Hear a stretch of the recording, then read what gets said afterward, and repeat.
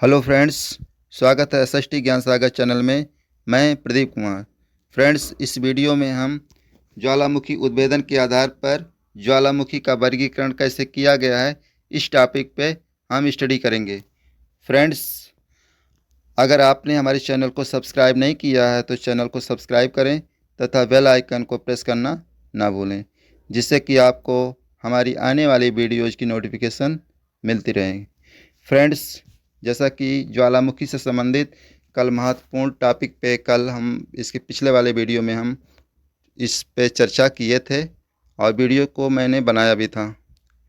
लेकिन आज हम नया वीडियो लेकर आए, उसी से रिलेटेड नया वीडियो लेकर आए हैं। टॉपिक का नाम है उद्भेदन के आधार पर ज्वालामुखी का वर्गीकरण कैसे किया जाता है। फ्रेंड्स, चलिए स्टार्ट करते हैं। जैसा कि स्क्रीन पर दिख रहा होगा, यानी उद्भेदन के आधार पर ज्वालामुखी का वर्गीकरण कैसे किया गया है, इस पे हम स्टडी करेंगे। फ्रेंड्स, ज्वालामुखी लावा के उद्गार की घटना, यानी ज्वालामुखी लावा के उद्गार की घटती तीव्रता के आधार पर ज्वालामुखी शंकुओं की पिलियन बल्कैनियन, स्ट्राम्बोलियन, हवाईयन तथा विसुवियस प्रकारों में बांटा गया है। ये जो भी ज्वालामुखी शंकु हैं, जैसे पिलियन, बल्केनियन, स्ट्राम्बोलियन, हवाईयन एवं विसुवियस, इन प्रकारों को हम डिटेल में स्टेप बाय स्टेप हम चर्चा करेंगे क्रमशः। फ्रेंड्स,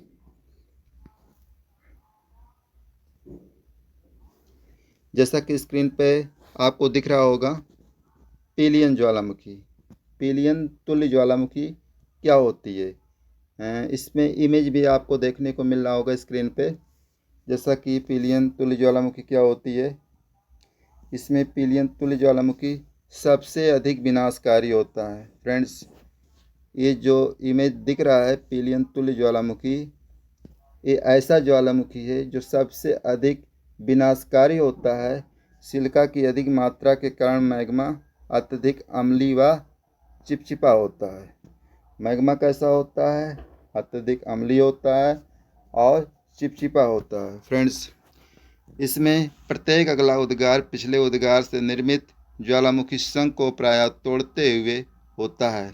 एग्जाम्पल के तौर पे अगर देखा जाए तो मार्टिनिक द्वीप में माउंट पिली, सुमात्रा व जावा के निकट क्राकोटावा और फिलीपींस में माउंट ताल के पास ये इस प्रकार की ज्वालामुखी देखने को मिलती है, पिलियन तुल्य ज्वालामुखी, जैसा कि स्क्रीन पे आपको दिख भी रहा होगा।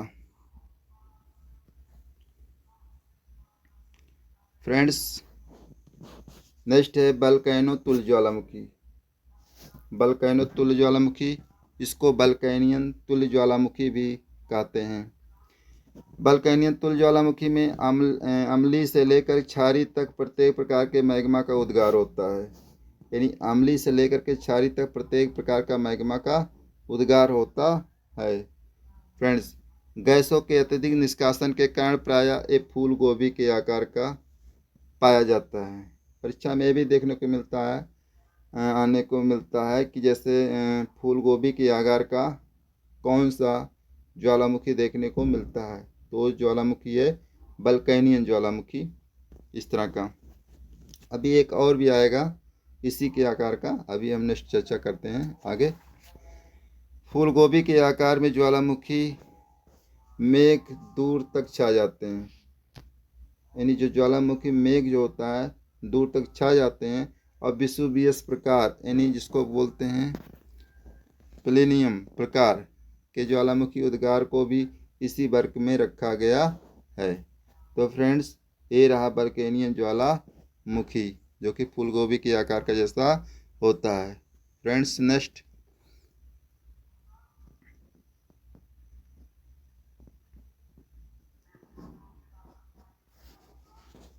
स्ट्राम्बोली तुल्य ज्वालामुखी। स्ट्राम्बोली तुल्य ज्वालामुखी, इसमें अम्ल की मात्रा कुछ कम होती है।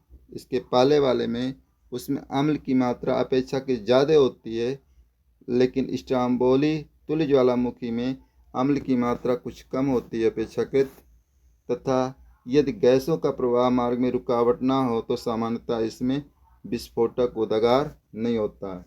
कहने का मतलब है कि स्ट्रोम्बोली तुल्य ज्वालामुखी में जो अम्ल होती है अपेक्षाकृत कम पाया जाता है। और इसमें ये भी दिया है कि गैसों का प्रवाह मार्ग में रुकावट अगर नहीं होता है और अगर ये जो गैस होता है इसके बीच में अगर किसी प्रकार का रुकावट नहीं आती है तो सामान्यतः इसमें विस्फोट ना के बराबर होता है। यानी अगर गैस सामान्यतः रूप से बाहर निकल जाता है तो इसमें किसी प्रकार का अवरोध नहीं होता है, तो ऐसी स्थिति में विस्फोट उद्गार इसमें ना के बराबर होगा फ्रेंड्स।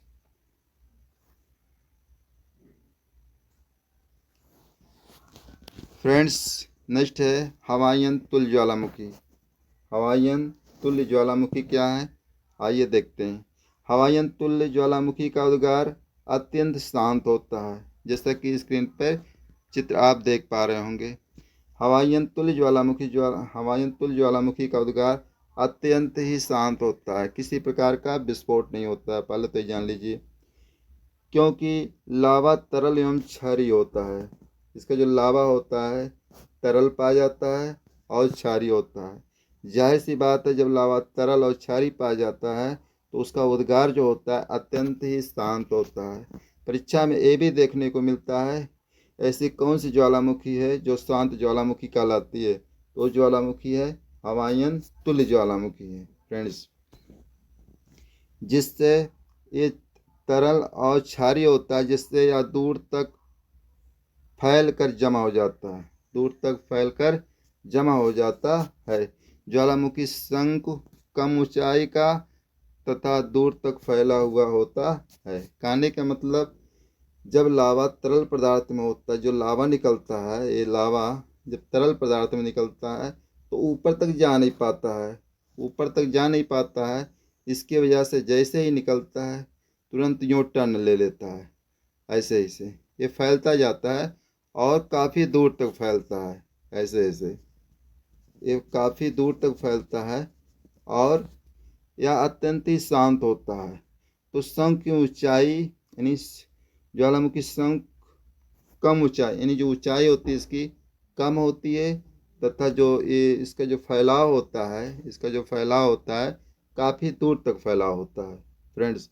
तो हवाईयन तुल्य ज्वालामुखी कैसी ज्वालामुखी होती है, अत्यंत शांत ज्वालामुखी होती है फ्रेंड्स।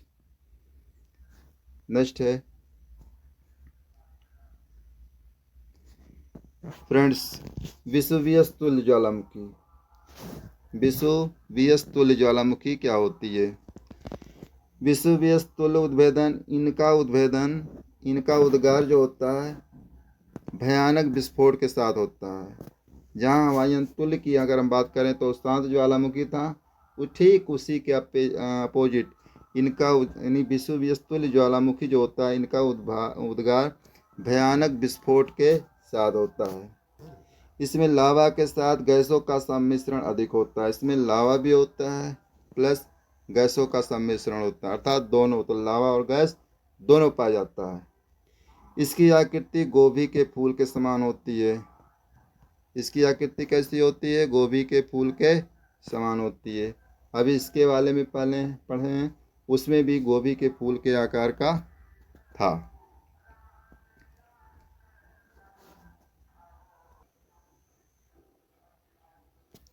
फ्रेंड्स बैल्केनियन तुल्य ज्वालामुखी में भी उसका जो आकार होता है फूल गोभी के आकार जैसा होता है। ये फूल गोभी के आकार जैसा वो भी था बैल्केनियन तुल्य ज्वालामुखी। अगर विशेष रूप से देखा जाए तो जो विसुवियस तुल्य ज्वालामुखी है, इसमें आपको जैसा कि स्क्रीन पर दिख रहा होगा, तो इसमें लावा और गैसों का मिश्रण पाया जाता है और इसकी आकृति जो होती है गोभी के फूल के समान ही होता है। एक्चुअली में विसुवियस उद्गार का प्रमुख अगर देखा जाए तो माउंट सोमा का ज्वालामुखी है और इसमें अति विस्फोट की उद्भेदनों की पिलियन तुल्य उद्भेदन भी कहते हैं। कहने का मतलब है कि जो पिलियन तुल्य ज्वालामुखी होती है वो सबसे अधिक प्रलयकारी होती है, सबसे ज़्यादा विनाशकारी होती है और बहुत ही भयंकर प्रवृत्ति का पाया जाता है पेलियन तुल्य ज्वालामुखी। लेकिन अगर विश्ववियस तुल्य ज्वालामुखी की अगर हम बात करें तो ये भी उससे कहीं कम नहीं है, अर्थात उसी से मिलता जुलता विस्फोटकीय उद्भेदन, पेलियन तुल्य उद्भेदन भी कहते हैं इसको, यानी उसी से मिलता जुलता ये भी पाया जाता है, जैसा कि स्क्रीन पे आपको दिख रहा है विश्ववियस तुल्य ज्वालामुखी। फ्रेंड्स,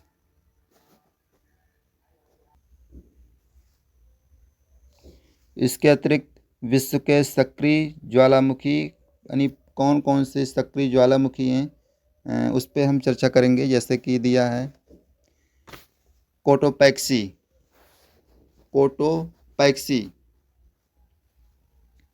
कोटोपैक्सी जो ज्वालामुखी होता है ये इक्वाडोर में पाया जाता है।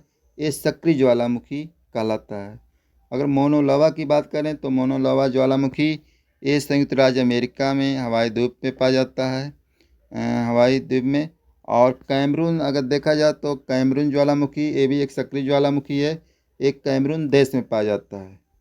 और एक इरेबस बहुत परीक्षा में देखने को मिलता है, इरेबस ज्वालामुखी। तो इरेबस ज्वालामुखी देखा जाए तो इसको बोलते हैं, ये अंटार्कटिका महाद्वीप है, उसमें ये इरेबस जो है, इरेबस ज्वालामुखी ये एक सक्रिय ज्वालामुखी है, एकमात्र सक्रिय ज्वालामुखी है जिसको माउंट एरबुस में ये स्थित है और इसको माउंट एरबुस के नाम से भी जाना जाता है और एक सक्रिय ज्वालामुखी है। इसी प्रकार एटना ज्वालामुखी है। एटना ज्वालामुखी कहाँ पाया जाता है?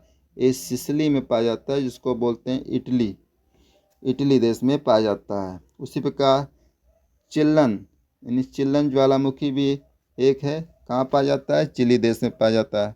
ये जितने भी मैं नाम ले रहा हूँ सब सक्रिय ज्वालामुखी हैं फ्रेंड्स।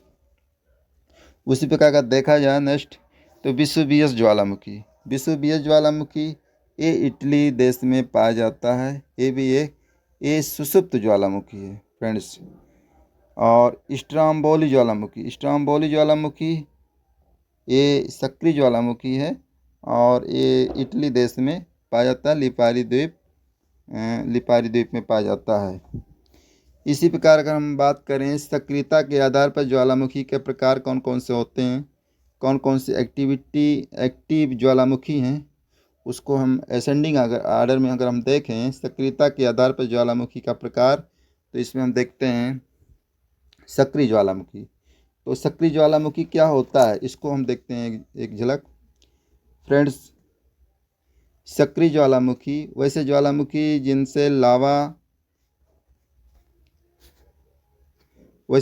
जिनसे लावा गैस और विखंडित पदार्थ सदैव निकला करते हैं, सक्रिय ज्वालामुखी कहलाते हैं। यानी कहने का मतलब ऐसे ज्वालामुखी जहाँ पे लावा गैस विखंडित पदार्थ हमेशा निकलते रहते हैं, ऐसे ज्वालामुखी को सक्रिय ज्वालामुखी कहलाते हैं। वर्तमान समय में अगर देखा जाए तो सक्रिय ज्वालामुखियों की कुल टोटल संख्या लगभग 500 के आसपास है। इसमें सिसिली के उत्तर में लिपारी द्वीप में स्ट्रोम्बोली है, जो कि भूमध्य सागर का प्रकाश स्तंभ इसको बोलते हैं। इटली का देखा जाए, इटली का एटना ज्वालामुखी है, ये भी एक सक्रिय ज्वालामुखी है। इक्वाडोर का एक कोटोपैक्सी ज्वालामुखी है, जो कि विश्व का सबसे ऊंचा सक्रिय ज्वालामुखी फ्रेंड्स। इक्वाडोर का कोटोपैक्सी ज्वालामुखी जो है ये विश्व का सबसे ऊंचा सक्रिय ज्वालामुखी है।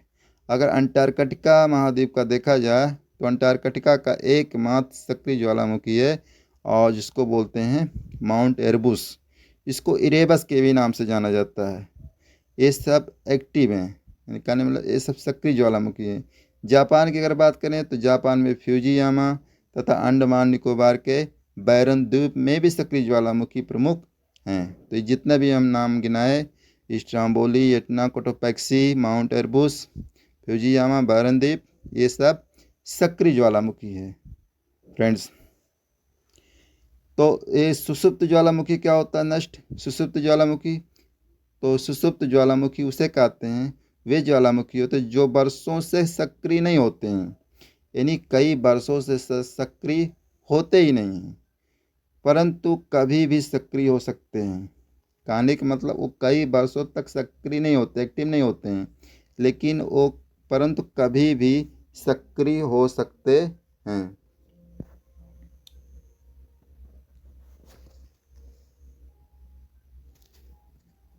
फ्रेंड्स, कभी सक्रिय हो सकते हैं। इनमें अगर देखा जाए तो इटली वेसुवियस है, इंडोनेशिया का क्राकोटावा है, तथा अंडमान निकोबार के नारकोंडम द्वीप पर स्थित ज्वालामुखी। ये सब जितनी भी ज्वालामुखी हैं ये सब सुषुप्त ज्वालामुखी के उदाहरण हैं। वेसुवियस, क्राकोटावा, नारकोंडम ये सब सुषुप्त ज्वालामुखी हैं। प्रेजेंट टाइम में एक्टिव तो नहीं है, सक्रिय तो नहीं है, लेकिन कभी भी अपना उद्गार प्रस्तुत कर सकते हैं, उद्गार निकाल सकते हैं, विस्फोटक पदार्थ निकाल सकते हैं, अपने मैग्मा को बाहर निकाल सकते हैं। तो इसको सुषुप्त ज्वालामुखी की श्रेणी में रखा गया है। उसी प्रकार अगर हम देखा जाए तो मृत ज्वालामुखी क्या होता है फ्रेंड्स? मृत ज्वालामुखी का अगर हम बात करें तो इसके अंतर्गत वैसे ज्वालामुखी शामिल किए जाते हैं जिनमें हजारों वर्षों से कोई उद्भेदन नहीं हुआ है तथा भविष्य में भी इसका कोई संभावना नहीं है। कहने का मतलब है कि जो मृत ज्वालामुखी होता है, हजारों यानी कई हजारों वर्ष हो गए हैं लेकिन अभी आज तक कोई उद्भेदन नहीं हुआ है, तथा ये भी संभावना व्यक्त की जा रही भविष्य में भी इसकी कोई उद्भेदन होने की कोई संभावना भी नहीं होती, यानी ना के बराबर होती है। ऐसे स्थिति में इसको मृत ज्वालामुखी कहा जाता है। अफ्रीका के पूर्वी भाग में स्थित जैसे केन्या का किलिमंजारो, अफ्रीका के पूर्वी भाग में एक देश है और देश का नाम है केन्या। केन्या का किलिमंजारो है। इक्वाडोर का चिम्बाराओ है। म्यांमार का माउंट पोपा है। ईरान का देमबंद है। व कोह सुल्तान एंडीज पर्वत का एकांगुआ इसके प्रमुख उदाहरण हैं। जैसा कि हम बताएं, केन्या, किलिमंजारो, चिम्बाराजो, पोपा जिसको बोलते हैं, देमबंद, कोह सुल्तान, एकांगुआ, ये सब ऐसे ज्वालामुखी हैं जो कि मृत ज्वालामुखी हैं। तो फ्रेंड्स, आज हम चर्चा किए सक्रियता के आधार पर ज्वालामुखियों के प्रकार कौन कौन से हैं। सक्रिय ज्वालामुखी के एग्जाम्पल मैंने दिया, क्या होता है, कौन कौन से पाए जाते हैं, सुषुप्त ज्वालामुखी किसे कहते हैं, कौन कौन से पाए जाते हैं, मृत ज्वालामुखी किसे कहते हैं, और इसका उद्गार कब होता है कब नहीं होता है, पूरा हम डिटेल में चर्चा किए हैं। फ्रेंड्स, यदि वीडियो अच्छा लगा हो तो वीडियो को लाइक करें। वीडियो कैसे लगी कमेंट लिख करके बताएं। फ्रेंड्स, अगर हमारे वीडियो को अच्छा लगा होगा तो चैनल को सब्सक्राइब करें। मिलते हैं नेक्स्ट वीडियो में। Thanks for watching.